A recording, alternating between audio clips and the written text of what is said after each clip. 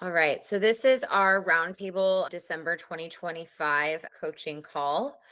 So today we're going to just be talking about how we can build momentum in Q1 from Q4 and really just start 2026 off with a bang. So, a big part of that is obviously just building off of Q4 momentum. It's really important that we leverage our Q4 holiday performance. So, transition holiday success into sustainable growth for Q1 and beyond. For Q4, holiday performance analysis, we recommend looking at the following areas. So, identifying peak demand products. So, analyzing your sales reports to find which products had the highest sales during the holiday season. Focus on these for Q1. We suggest examining top performing days in inventory. So, review business reports to identify peak sales days and inventory sell through rates. Highlight your successful tactics. So that means looking at your price discounts, your promotions, any external strategies that you did, PPC campaigns, and then any listing changes that drove any spike in sales. We suggest that you go through, see if there was any inventory fulfillment bottlenecks. A lot of the times Q4, um, you know, will bring out what uh how do I phrase this? Q4 really kind of shows you what your logistics are made of in terms of the quick turnarounds and what your capabilities are there. Trying to identify to see, if there's any breaks in the supply chain for you guys or anything like that. Highly recommend doing that. So identifying any stockouts or supply chain delays for from FBA inventory reports that may have possibly slowed sales down. And then I do recommend going and looking at your returns and reviews. Check your return rates, customer reviews, post holiday to spot any quality issues or customer feedback for improvement. I think honestly, the customer feedback that comes back for the holidays is generally pretty helpful. It can really help you understand what is going on with your product. And from there, you can just make listing changes if you wish. But then additionally, like maybe there's some product changes you need to make or some improvements that you can make on quality check. Obviously, there's a variety of different things that can be done. So, anyway, I think it's always really important to look at returns and reviews. And obviously, Q4 generally, you generate more of those so you can get more feedback on your products. So, strategies to implement. So, we do recommend retargeting holiday shoppers with Amazon DSP, using Amazon DSP to retarget Q4 customers with personalized ads based on their past purchases or interactions. And then you want to ensure your IP score is optimized. So, monitor and improve your inventory performance index to avoid storage issues and ensure sufficient stock for Q1. Encourage repeat purchases with subscribe and save. So, obviously, if any of your products are eligible, we do recommend enrolling your qualifying products into subscribe and save to promote automatic reorders and encourage repeat customers to buy on a subscription basis. If you do not have DSP capabilities, we do suggest using sponsored display for remarketing. So, retargeting visitors who viewed your products but didn't purchase using sponsored display ads, aiming to bring them back for conversions. We suggest definitely dabbling a little bit more into virtual bundles for items that performed well in Q4, offering discounts or value to increase average order value with the holidays. And again, hopefully, if people are buying multiple of your products, if you guys check your brand analytics and you check out the shopping behaviors there, that's a really great place to start to decide what products would be great to bundle with virtual bundles. Category benchmarking. So, using brand analytics to compare your performance against competitors, identifying gaps and opportunities for improvements in Q1. And then we do recommend running brand tailored promotions, retargeting holiday shoppers by providing them with a brand tailored promotions. We normally suggest a 10% off. I don't think you really have to go higher. A lot of our brand tailored promotions will have a higher audience size after Black Friday and Cyber Monday. So if you have not checked your brand tailored promotions after the event, I highly recommend that you do, simply because we generally see that those audiences are a lot larger. Majority of my brands, like at a minimum, it's $1,000, sorry, 1,000 people more is our audience members more. So it's really important to check. Okay, listing optimization. So high impact updates, refresh your product pages for the new year. I really think this is always a really great idea. It's a great opportunity. It's great timing. Generally, the start of Q1, unless you're in the supplement space, you generally will see a little bit of a slight slowdown. And the only reason that is there's a lot of customers that are, experiencing buyer fatigue and things like that. So impulse shopping is kind of out the window. People are getting that credit card bill, all that not fun stuff, right? So this is always kind of a good time, I think, to test out new content for the listing, just to kind of see if there's anything that you can do to make improvements and improve your conversion rate. So first, it would be looking at your keywords. So updating with fresh, high-performing keywords to stay ahead of competition and adapt to changing search behaviors. You can use programs like Helium 10 or Jungle Scout to conduct this keyword research. Similar to brand tailored promotions, Amazon in general gets a high influx of traffic during Q4, right? So because of that, there should be more keyword research data in Helium 10, in Jungle Scout that they can pull from that maybe they weren't able to have prior to the big events. So I think that's definitely encouraging. For creatives, we want to ensure that you have images and videos that are high quality and reflect seasonal trends and product improvements.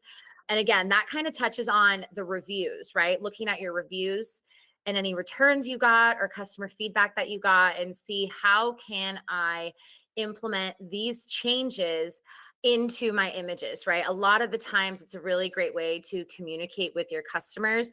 So making those edits there, I think, is always very, very helpful.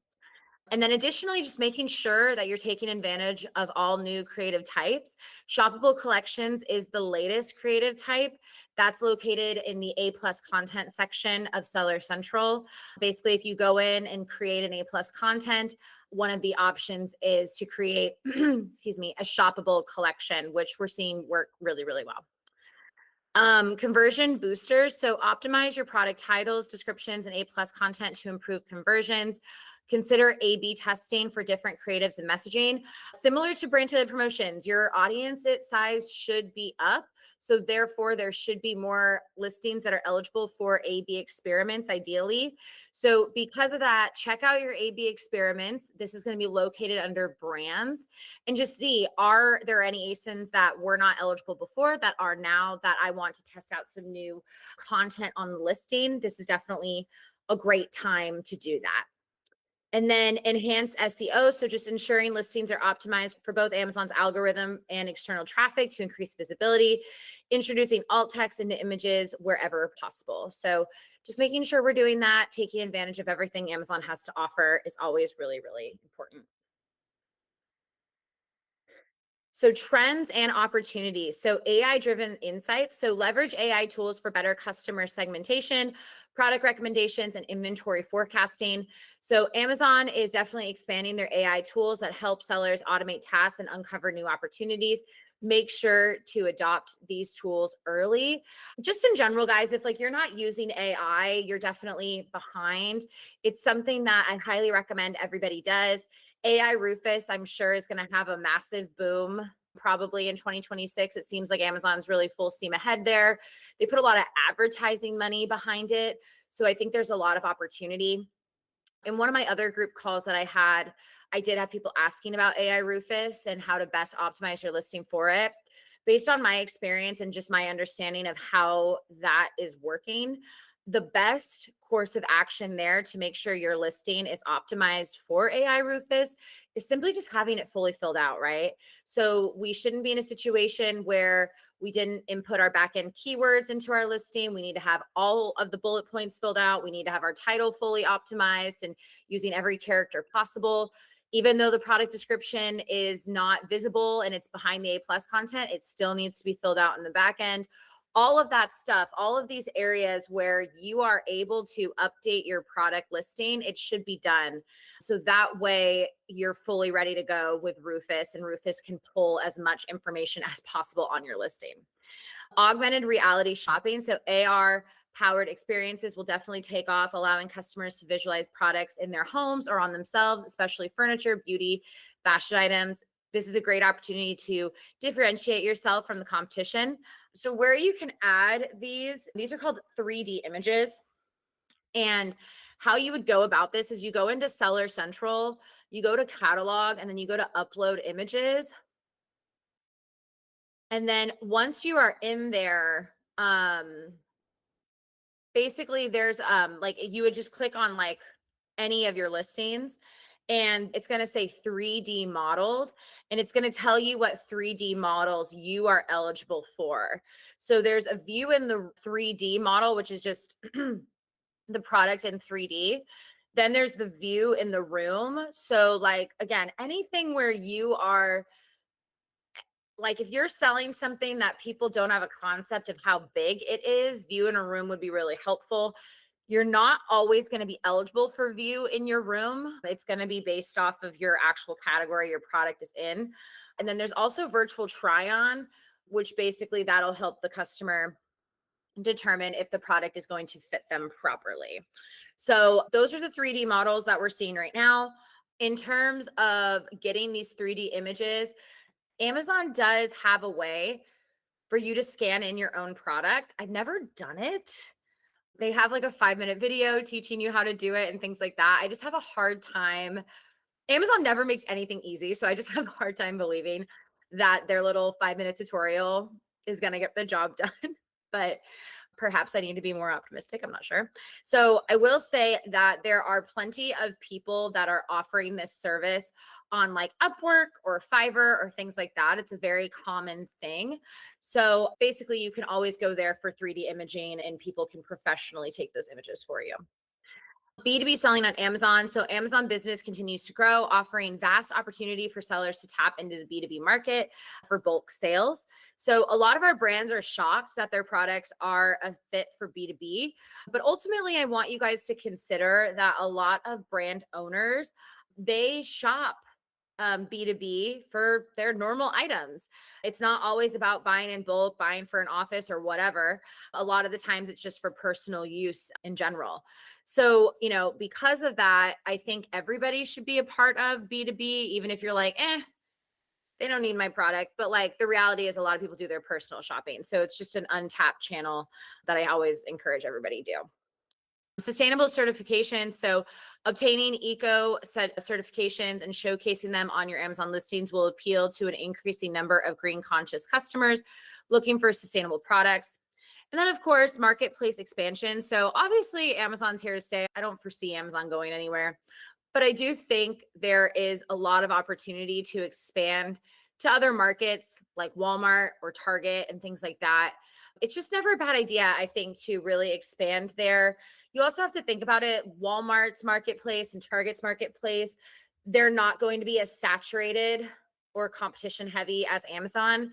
So, because of that reason alone, we really encourage everybody to give that a try. The worst thing is like it just doesn't work out. You can always ditch that marketplace, but I always think it's worth a shot to give it a try just to kind of see how your product does on Walmart or Target or any other marketplace that you guys are interested in. So with that, that's all I have for December 2025. I'm going to go ahead and end the recording.